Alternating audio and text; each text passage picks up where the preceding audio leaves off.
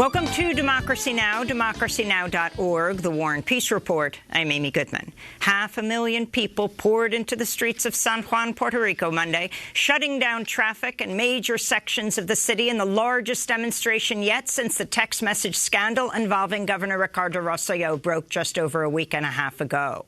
A massive leak of messages showed Rosselló exchanging sexist, homophobic and violent text messages with government officials, calling former New York City Council Speaker Melissa Mark Viverito a whore, mocking victims of Hurricane Maria, and joking about shooting San Juan Mayor Carmen Yulín Cruz. Rosselló said Sunday he will not seek re-election next year and was resigning as head of the ruling New Progressive Party, but he's refusing to step down as governor. This is a protester speaking from Puerto Rico during the mass march. I decided to come to be with the people because we are tired. It has been disrespectful to the people. The government and is cabinet has made fun of the gay community, women, handicapped people, the corruption. We are sick of the corruption. The people are tired. It has been years and years, and the people have awoken.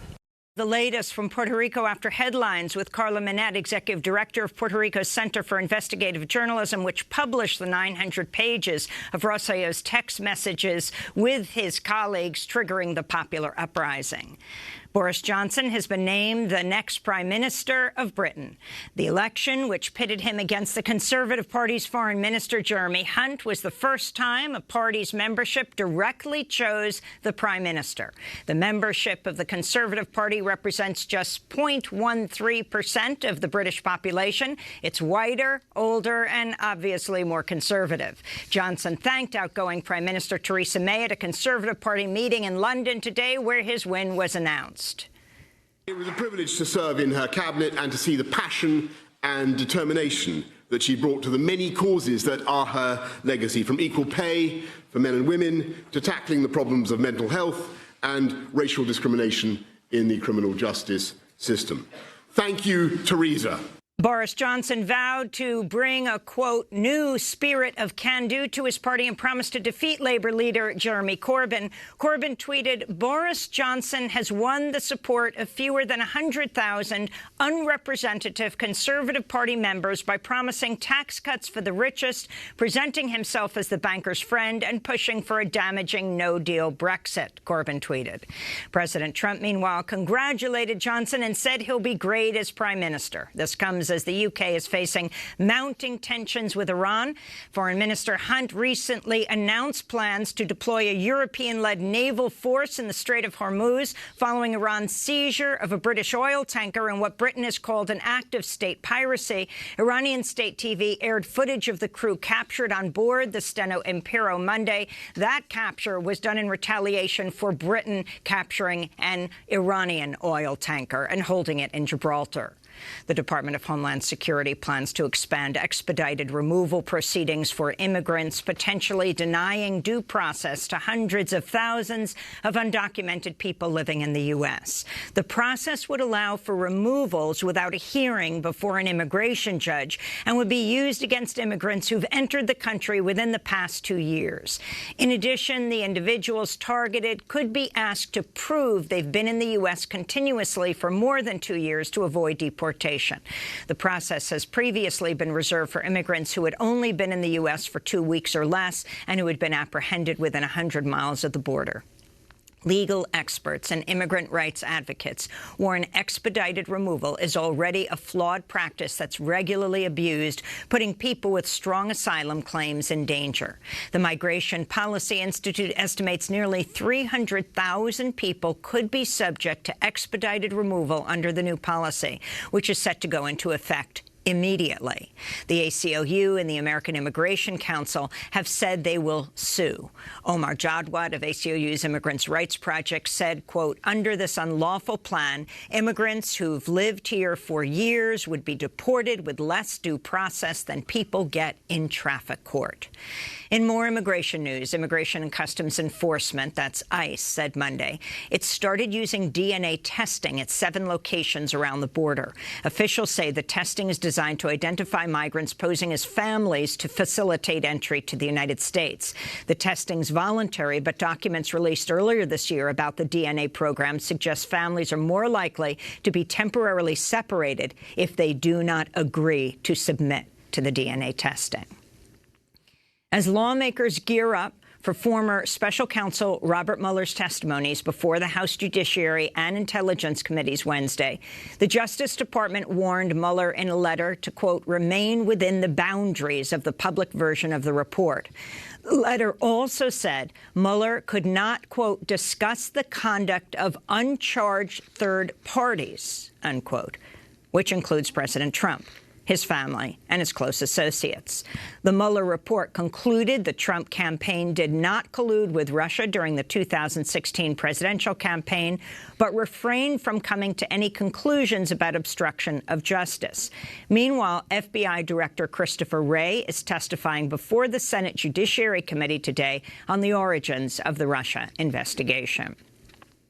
Pakistan's Prime Minister Imran Khan met with President Trump at the White House Monday, as both men appeared to try to ease tensions following Trump's cutting off of over $1 billion in security assistance to Pakistan last year. Trump told reporters Indian Prime Minister Narendra Modi asked him to act as a mediator between Pakistan and India on the issue of Kashmir, a claim that was quickly denied by Indian officials. Trump and Khan also spoke about the ongoing war in Afghanistan, with Trump saying Pakistan would help the U.S. extricate itself from the conflict. Trump also said he could win the war in Afghanistan and wipe the country off the face of the earth in 10 days, but that he doesn't want to kill 10 million people. We've been there for 19 years, and we've acted as policemen, not soldiers. And again, if we wanted to be soldiers, it would be over in 10 days, 1 week to 10 days if we wanted to. But I have not chosen that. Why would we kill millions of people? Prime Minister Khan, meanwhile, said the Afghan war must be solved politically, and that this is the closest we have been to a peace deal, he said. Deadly attacks have continued to plague Afghanistan amidst the ongoing peace talks. At least 10 civilians were killed Friday in air attacks by Afghan security forces in the western Badghis province, while at least 10 others were killed and 30 injured after a car bomb went off near Kabul University. In the Philippines, President Rodrigo Duterte called for lawmakers to bring back the death penalty for drug offenders during his State of the Union address Monday. Earlier this month, the UN voted to investigate abuses committed by Duterte's forces in his war on drugs, which human rights groups say has claimed tens of thousands of lives. Buchalano of Amnesty International said, quote, extrajudicial killings remain rife in the Philippines. Talk of bringing back the death penalty for drug-related crimes is abhorrent and risks aggravating the current climate of impunity, he said. Tens of thousands took to the streets to protest against Duterte during his address. Protesters also objected to Duterte's refusal to confront China over its sinking of a Filipino fishing boat last month and territorial disputes in the South China Sea. This is a member of the opposition movement New Patriotic Alliance. The people are quite fed up now with the excuses, with the killings, with the repeated subservience to China. And they just want those incidents and cases to stop. If not, then Duterte has really no business remaining as president if he can't defend the Constitution and uphold the Constitution and defend our sovereign rights. In more news from the Philippines, the libel trial for Maria Ressa, the award-winning editor and founder of independent news site Rappler, opened today. Ressa has been a vocal critic of President Duterte and his drug war and has been systematically targeted for her reporting. To see our interviews with her, go to democracynow.org. In Syria, airstrikes by government and Russian forces killed at least 50 people and wounded dozens of others at a crowded marketplace and in residential neighborhoods in Idlib Monday. A separate attack in the region killed another 12 civilians, according to local reports. The attacks came after more than 30 people were killed by government air raids Sunday around Idlib, according to the UK-based Syrian Observatory for Human Rights and rescuers from the Syria Civil Defense. Idlib province is the last major rebel stronghold in Syria. The UN warns it has become one of the most dangerous places for both both civilians and aid workers. Over 300,000 people have fled the area over the past 3 months, according to the United Nations. In more news about Syria, the Committee to Protect Journalists is calling on Syrian authorities to immediately account for all detained journalists, including those who have died behind bars.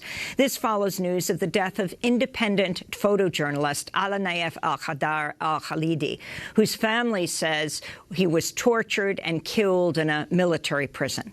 The family learned of his death earlier this month, but does not have any further details, including when he died. He'd been in prison since 2016. Al-Khalidi reported on the Syrian war and worked with an organization that documented civilian casualties. The Trump administration and congressional leaders have reached an agreement on a budget that would raise the debt ceiling and include increases for military and domestic programs. Some deficit hawks within the Republican Party have criticized the deal that Congress must now pass. The 2-year deal also includes provisions aimed at preventing another government shutdown.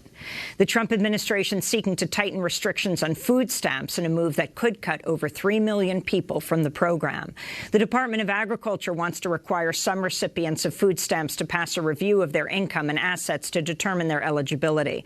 Currently, families who already receive federal assistance through the Temporary Assistance for Needy Families program automatically qualify for food support. Food stamps benefit some 40 million Americans, or about 12% of the total population. Experts say the new rule would overwhelmingly affect working families, older Americans, and people with disabilities.